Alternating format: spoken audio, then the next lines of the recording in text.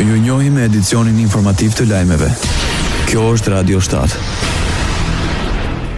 Ambasadori i Bashkimit Evropian në Shkup, Mihalis Rokas, kërkoi nga deputetët korrigjimin e propozim buxhetit në fushën e gjyqësorit dhe investimeve të nevojshme. Pasi paraqiti raportin ndaj deputetëve, Rokas kërkoi konsensus përveç reformave të nevojshme edhe për ndryshimet kushtetuese. Paraqitja korrespondon me përgatitjet për buxhetin e shtetit për vitin 2026 dhe është kyçe që të zbatojnë rekomandimet e raportit dhe të përmbushen prioritetet e vendosura në agjendën reformuese, veçanërisht për funksionimin e institucioneve gjyqësore ku vuajmë nga mungesa kronike e investimeve dhe nga pagat e ulta. Për fat të keq, këto gjëra nuk janë paraparë në buxhet deri tani. Nuk ka asnjë progres në sundimin e ligjit dhe asnjë progres në luftën kundër korrupsionit, tha ambasadori i Bashkimit Evropian në Shkup, Mihalis Rokas. Generali Amerikan Wesley Clark dëshmon në akt se ushtria çlirimtare e Kosovës nuk kishte një strukturë të mirëfillt ushtarake komandimi. Ai deklaroi se komandantët e zonave lokale ishin pjesë e një ushtrie që nuk ishte e mirë organizuar dhe se nuk kishin nënshtrimin ose respektin ndaj një autoriteti të caktuar. Clark tha se shqiptarët i referoheshin edhe përvojës së trupave të KFOR-it në Bosnjë, të cilët nuk u treguan shumë efektiv në mbrojtjen e popullit. Bedri Hamza është zyrtarish kryetari i ri i Partisë Demokratike të Kosovës. Ai e ka konsideruar gardë demokratike zgjedhjen e tij në konvent. Konventa është organizuar në mënyrë më të mirë të mundshme, ju ishit vetë këtu. Gara ka qenë e hapur dhe kur unë ku mund me garue, në kësaj periudhe ka mund me garu çdo tjetër kandidat i cili kishte me plotsu onën formale dhe kishte me shpreh dëshirë. Dhe normalisht që njerëzit kanë preferenca, edhe kanë drejt me shpreh preferencat të tyre. Hamza tha po ashtu se nuk ka vija të kuqe për asnjë parti kur bëhet fjalë për interesin e shtetit. Sipas tij, Partia Demokratike e Kosovës është e gatshme për të shkuar në zgjedhje. Radio 7, zëri pozitiv i qytetit. Reduktimi i formalitetit dhe kufizimi i pagesave me para në dorë është në thelb të masave të marra nga qeveria shqiptare në paketën fiskale 2026. Ministri i Financave Petrit Malaj deklaroi përpara deputetëve në komisionet parlamentare se ndryshimet fiskale do të lejojnë të kryesh transaksione cash deri në shumën 100.000 lekë. Mbi këtë vlerë çdo biznes do duhet të kryejë pagesën nëpërmjet bankës. Gjithashtu bizneset do të lejojnë të shesin për konsumatorët mallra dhe shërbime me para në dorë deri në shumën 500.000 lekë. Mbi këtë shumë, çdo shitje do të duhet të realizohet tërësisht nëpërmjet transaksioneve bankare apo formave të tjera elektronike.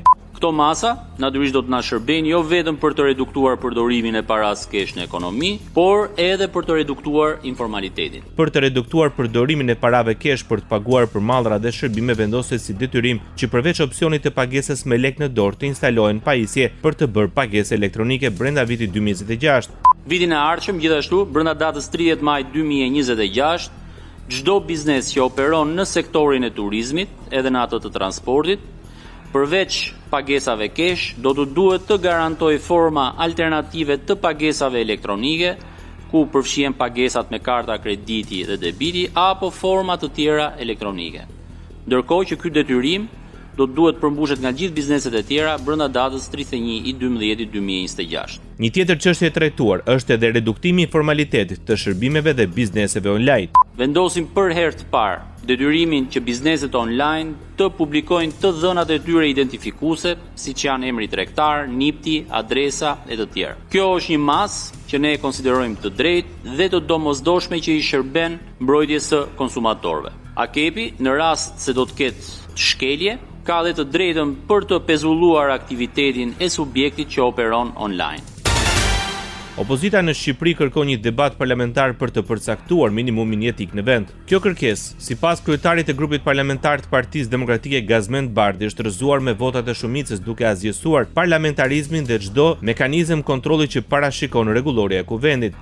Në një dalje për mediat, nga kryesia e kuvendit, Gazmend Bardhi tha se Partia Demokratike ka kërkuar zhvillimin e një mocioni me debat për përcaktimin e minimumit jetik, por që mazhoranca me forcën e kartonit e ka rrëzuar. Dhe unë dua ta bëj publikisht pyetjen që i bëra zotit Balla në mbledhjen e konferencës kryetarëve. Masa e ndihmës për personat e papunë apo ndihma ekonomike për familjet me të ardhurat të ulta është rreth 40.000 lekë të vjetra. Dhe zoti Balla do duhet t'i shpjegoj shqiptarëve, a mundet ai vetë personalisht të jetoj me 40.000 lekë të vjetra në muaj, siç në fakt jeton një numër i konsiderueshëm i familjeve shqiptare. A mundet një familje me 4 persona të paguaj gjitha detyrimet për energji, për ujë, për ngrohje, apo për ushqim të fëmijëve tyre, me ndihmën që jep shteti shqiptar 40.000 lek në muaj. Sipas Bardhit, përcaktimi një treguesi zyrtar të minimumit jetik është një kërkesë e vazhdueshme ndaj qeverisë shqiptare. Ndoqët lajmet shkurt në Radio 7, zëri pozitiv i qytetit.